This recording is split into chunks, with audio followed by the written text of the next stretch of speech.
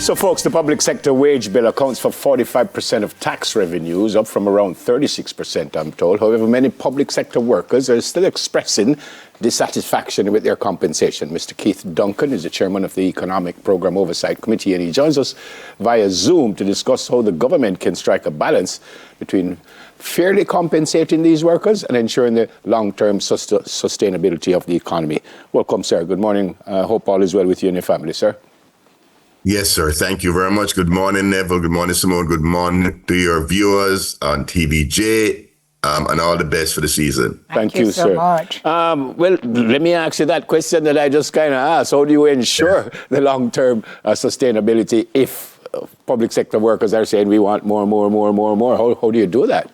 Of course. Well, let's start from this point. The public sector workers have, over the years, over decades, as Jamaica went through bouts of macro instability, where we had high inflation, we had interest rates being up and down, exchange rate movements. Know that and they have made significant sacrifices for Jamaica to get to where we are in terms of their restraint. Right. Okay. Always willing to ensure that the economy stayed on track, especially in the years that we needed to make those sacrifices, and the Jamaican people too.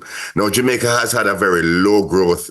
We've been in what we call anemic growth. That is the word that everybody uses.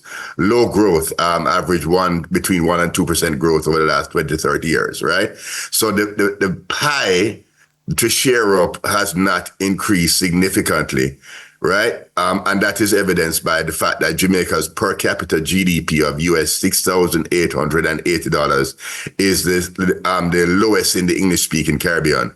Trinidad is over 18,000, Barbados 22,000. GDP per capita, gross domestic product, total goods and services produced by your country, is your GDP divided by your number of people.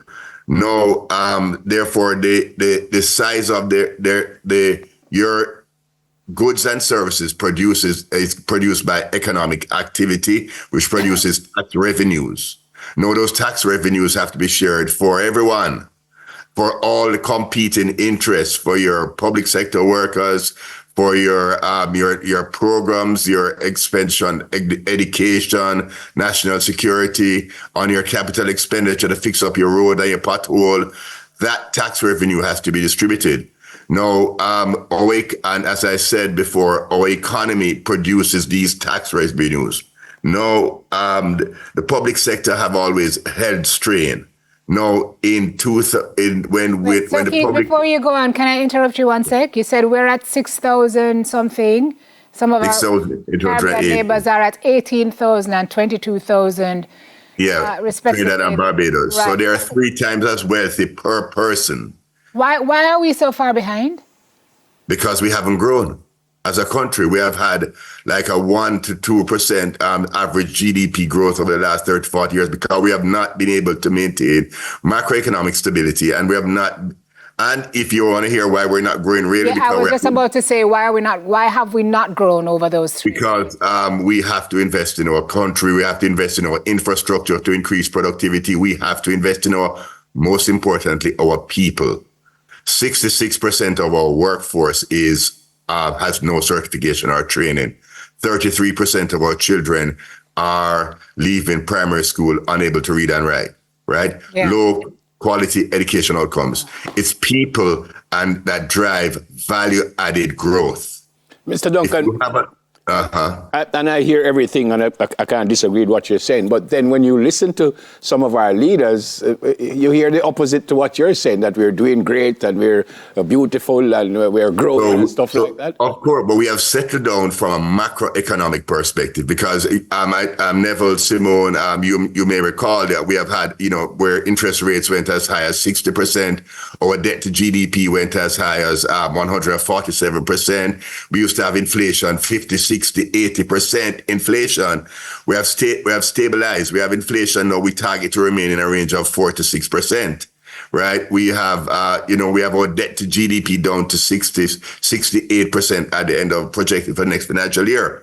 Right? So therefore, we have settled down. We have we have a platform to build on. We have a strong foundation to build on. No, we need to make sure we make the investments in our infrastructure, increase productivity. We need to get our people trained up to provide the skill sets to provide value added growth. Right now, what we're doing is we're doing 70% of our economy services, and they're low value added services because people can't bring the skills to have high value added production, whether in agro-processing, whether in medical technology, whether in manufacturing.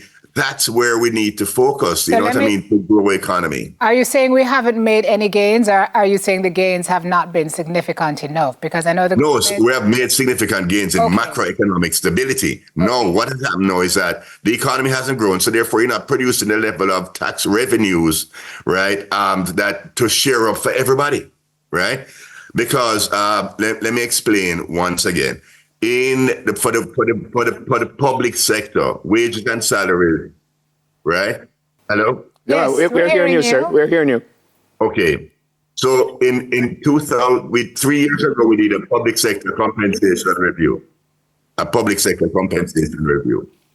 And that turned out to be, I'm hearing somebody in the background there speaking. Oh, I'm not sure what it is, but just keep talking. No, we're hearing you, and we're not hearing it. Yeah. Okay, very good. So, we wanted to rationalize the public sector in terms of allowances and in terms of salary bands. We're moving from 324 salary bands and 185 allowances.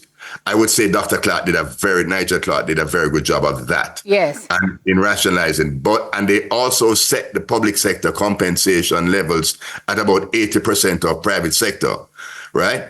So that moved the wage bill in 2020-21 from 222 billion to 424 billion as it is right now. So the public sector wage bill has almost doubled in an effort to make it more competitive, right?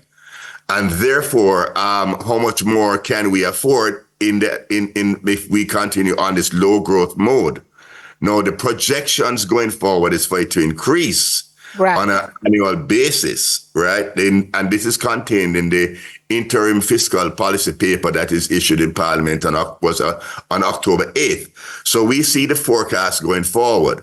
So and this 424 billion consumes it's approximately 46% of almost 47% of tax revenue, right? And half. Of tax revenue. So therefore, we're projecting $905 billion of tax revenues for this year, and the public sector will, in getting wages and salaries, $424 billion. Right?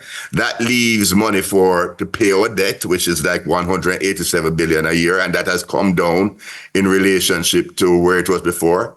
Right. And then that rest leaves for programs and capital expenditure to fix roads, to fix potholes, to run school feeding programs, to run social programs for vulnerable. So all we have left is about $300 billion for everything else. Yeah. So we have to really now look at the size of the envelope, what we have. And as a country, we need to prioritize and say, where do we want to go? Because if we want to invest in our people and education and ensure that we can increase the skill sets of our people, then we're going to have to make some good decisions because we want long-term growth and sustainability. Correct. Because sustainability part is key. I was going to ask you what we need to do, but you just answered the question. So thank you very much. And there's one more thing. I just want to point out one thing, right? In our wages and salaries to GDP, our GDP is about $3.2 trillion, right? Our debt is about $2.2 trillion, right? And our wages are, as I said, for this year, $424 billion. Our wages to GDP is around 13%, right? In our neighbors, the median is 9.31%. The world average is about a little under 9%. Wages to GDP. So we are at 13% and moving to 14%. We are way higher than everybody else and for moving in the wrong direction. Yeah. Moving in the wrong direction. Okay. And increasing in the forecast as a percentage of tax revenue to 49% in 2027, 28. Right. So we have to, as a nation, we come together. We're not saying that all people don't deserve more. We're saying that we have a limited pie, and we need to ensure that we all agree on how we do this so that we can ensure we move forward. Yes, allocate the pie so everybody can. Very well explained, sir. Yes. Thank you so much for spending some time with us this morning. All the very best to you and your family, sir. God bless. Thank you for having me. It's our pleasure. Appreciate it. Yep. Chairman of the Economic Program Oversight Committee, Mr. Keith Duncan. Coming up, Caribbean Check-In. Back with that after this.